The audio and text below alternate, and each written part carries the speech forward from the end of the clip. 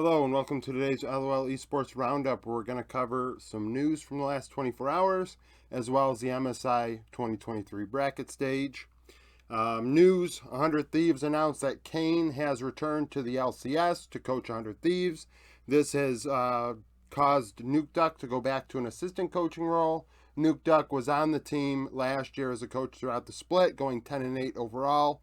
Obviously, that is split into two parts. When he was kind of running the show, the team got a lot better in the second half of the split. However, they still went with Kane, who has some familiarity with Doublelift, obviously, former TL coach. He is 118 and 116 over his career as a coach, dating all the way back to 2016 in the LCK.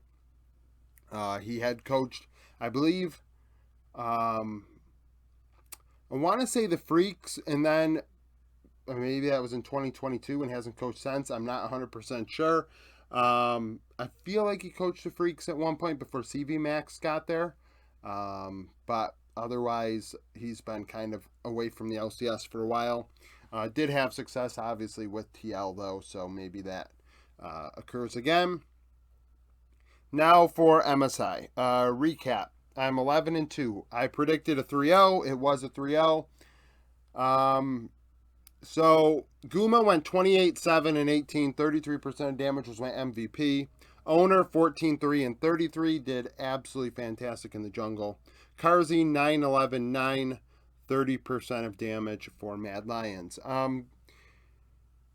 So the difference between game 1 and game 3 is massive. Mad Lions actually got after T1 big time in game 1 and got out to an early lead. Elyoya's Lee Sin was all over the place. He was making a ton of things happen. Karzi's Zaya was very impactful.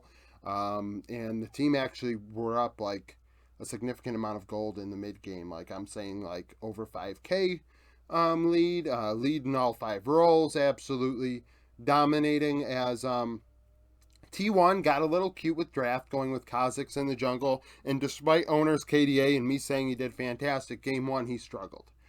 Didn't die a lot, but at the same time did not do a ton of work in the keeping up with Elyoya department. Elyoya got the better of him.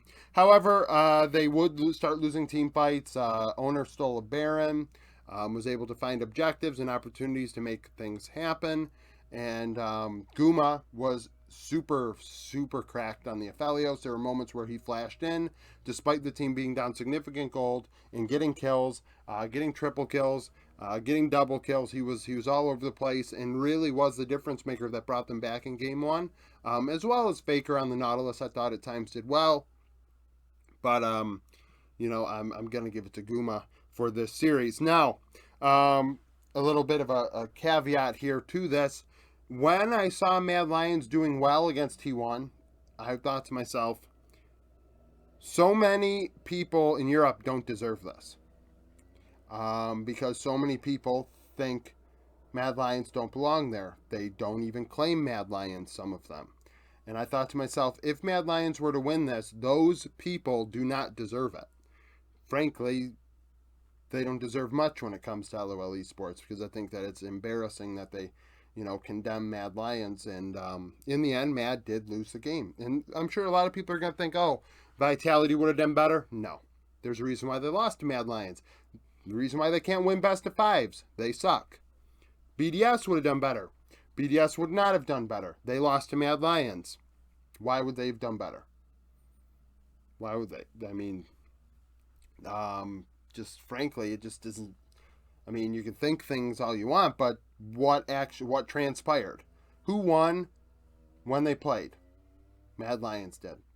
And it served as single elimination, because it's not like BDS beat Mad and then Mad beat BDS, and just like the Gen GT1 situation. No, they beat them 1-0, and that's how it worked. So, Mad almost won game 1. Game 1 was like 50 kills in 30 minutes. Absolutely an LPL fiesta, if you will.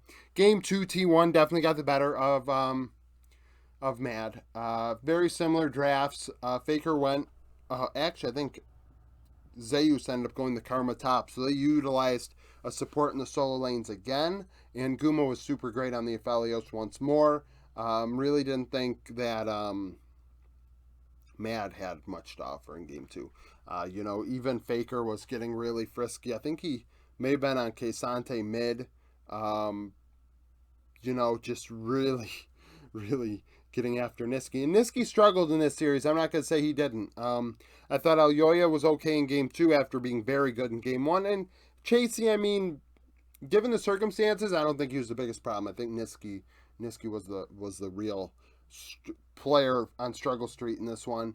Because Carsey, even in team fights in the first and second game, I thought was able to find his moments to shine. Game three was an oh no. I said oh no, literally. I audibled that. That T1 won in 17 minutes.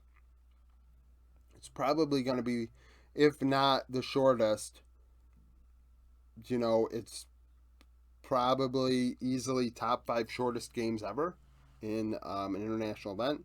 Frankly, it could be top five ever when it comes to LOL Esports. I don't think there's really much to say about that one. I mean, they just beat the crap out of them. Guma on Jinx was good. They were able to execute some good dives in bot lane. Faker got down there on the Ahri, and actually, I thought was more integral to their success than Guma was in Game 3. But Guma was so important in Game 1, turning that game around when they all was lost situation going on. He gets the MVP. So, Mad Lions lose. They could lose to G2 in the loser bracket, and honestly, I wouldn't be shocked. I thought G2 was better than Mad Lions, despite Mad Lions beating G2. It's just a matter of how I look at it. But Mad Lions deserve to be here, despite what those naysayers may say. Sneak peek for tomorrow, C9 and BLG. There's not much for me to talk about for this one. They've never played because Billy Gaming has never been to an international event until now. And as far as players crossing paths, Bin and Fudge have not crossed paths in top lane internationally. Yagao, Eminez has not played internationally before, and Jungle and Bot duos have not faced off either. So we have nobody that's went head to head. This is a first for everyone. I feel like it's closer than this one.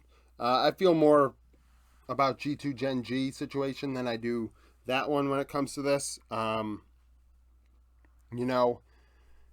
Bin, I don't hide it. Bin is one of my, now he's second best top laner behind 369.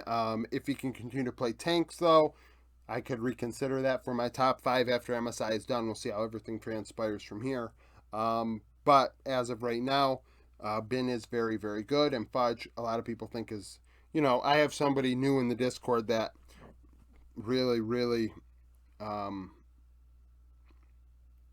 didn't like that I didn't have C9 above G2, and doesn't like that I give C9 criticism. I don't have Fudge even close to Ben. Jungle, I think, could be close. Shun is very one-dimensional. Leave his Kindred up. Leave it up. People think that it's disrespect leaving it up because it's a pocket pick. Look at his career numbers on Kindred and tell me it deserves a ban. At least for game one, leave it up. Like, you've had time to prepare for this, actually, so you should have an answer. As far as I'm concerned, Blabber has more to offer, just not as hard of a carry. Of course, Shun is a harder carry. And with Nidalee being a thing, I would say ban his Nidalee.